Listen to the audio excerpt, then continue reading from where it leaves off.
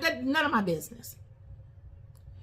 All of you have the ability to intentionally ponder your path, whatever it is, whatever God imbued in you that fascinates you, that you just love to talk about, that you love to research, that you love to know of, that you love to, and then take and act upon to see if that thing really works and how to master that thing. It's each and every one of your responsibilities, as well as mine, to pay attention to those things and nurture them along your way.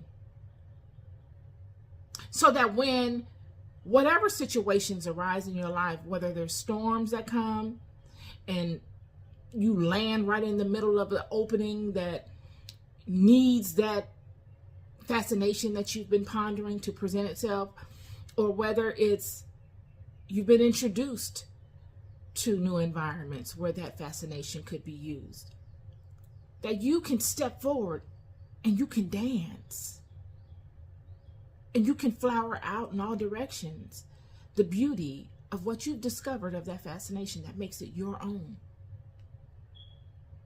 Instead of getting to those places where life says, okay, now it's time for you to show me what you've been doing. This is a time where you can capitalize upon whatever it is that you have to offer. And you get in there and you bring no value. The value you bring doesn't uplift and promote wellness. The value you bring promotes dissension, division, chaos. Because it's easy to default into that. That's what we always default into when we have no value, when we bring nothing else, when we don't feel like there's anything else to pull from. Chaos is always sellable. It's exciting. It's fast. It grabs people's attention, but it doesn't last. It ain't gonna do nothing for you. It's 5 minutes of fame around here with that. And it goes no further than that. And it's hard to rebuild from that. It's hard to build on top of that. I was sitting here thinking of certain things that support this analogy that I'm giving you. When we all want to aspire for earthly riches.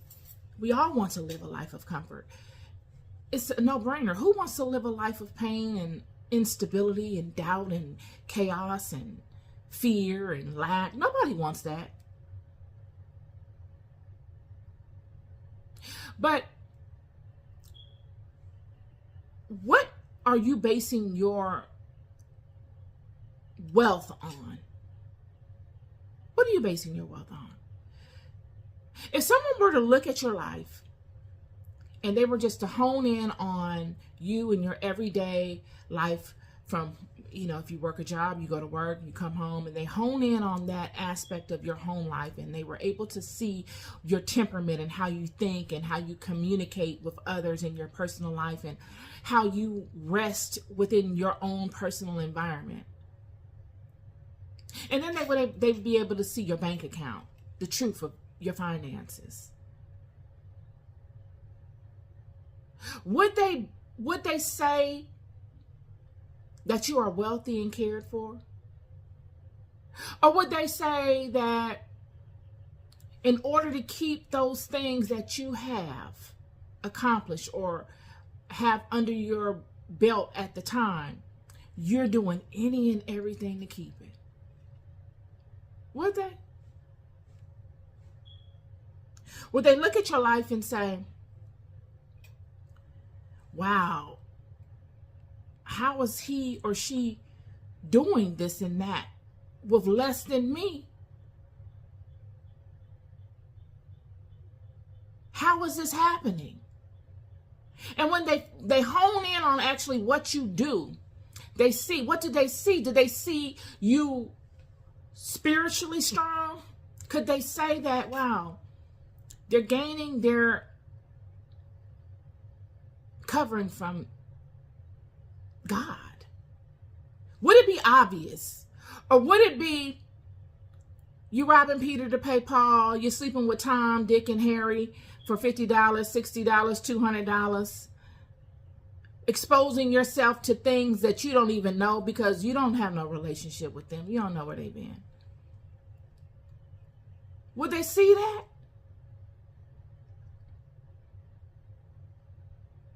These be the things, y'all. Because I'm not here to judge. I've lived a very abundant life. I've been through all kinds of things. But I'm here to tell you, it's one thing to be wealthy in money and in resources, and I don't knock that at all. I think that's a beautiful thing. But it's another thing to be wealthy in spirit.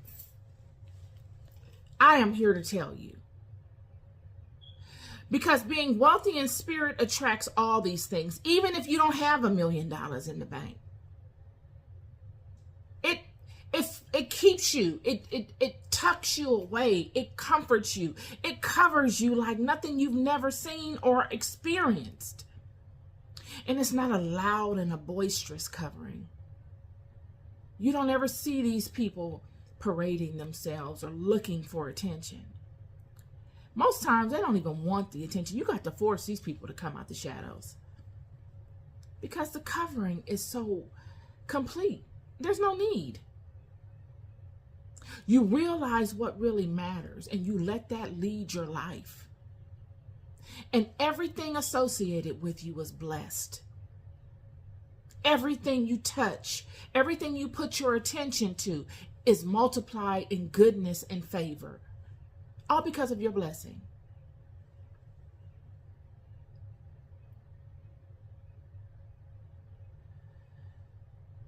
Can you sit with yourself and depend 1,000% on God to pull you through? Or will you go out and do anything to get the basics because you have no standing spiritually? I wrote that before I did this video. It was on my, it was on my spirit today. These are the things. You don't have to do that. I will never come on here and tell y'all some crap. I'm going to keep it a buck with you. Because a lot of women are experiencing this.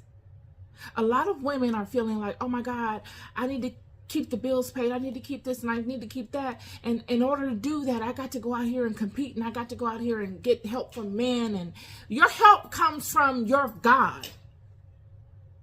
No man on this earth can help you the way God can help you, friend. And the only requirement, the only prerequisite to getting help from God is desiring it. Make that your everything. It's frightening to some people because it takes time. You've got to sacrifice some things.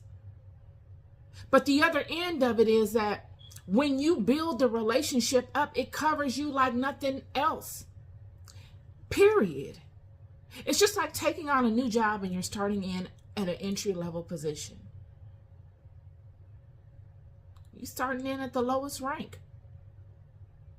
But the more you work at it, the longer you stay with it, before you know it, you're at top pay. You might be a manager, a supervisor, manager. Heck, you could take those skills that you've learned at that job and go open your own business. And now the options are limitless to how much money you can make. It's like that. But it all begins at one step. Because I'm here to tell you, the older you get, you don't want to be out here having to do all that. I'm telling you, you don't want to be bothered. You can make it look like it's great all you want to, but the real no. Don't nobody want to be bothered with that. Don't nobody want to be laying up with a whole bunch of men. That is not the move. That ain't never been the move. But you have people that do it because they feel like they have to, but that's never someone's desire. I don't know no woman that just says, I want to have, I like a lot of different men. No woman says that. Not any healed woman, not any, not even an average woman. Nobody wants that, friend. So let's not propagate that to the people. That's not a good sell to the children. You got to represent the house well, the culture well. When God puts you in certain spaces and says, okay, you've been wanting this, I'm going to throw you a bone, going out there and dance. You got to go out and dance and do it in a way where it represents the house well. Not just anything. To keep the light on you.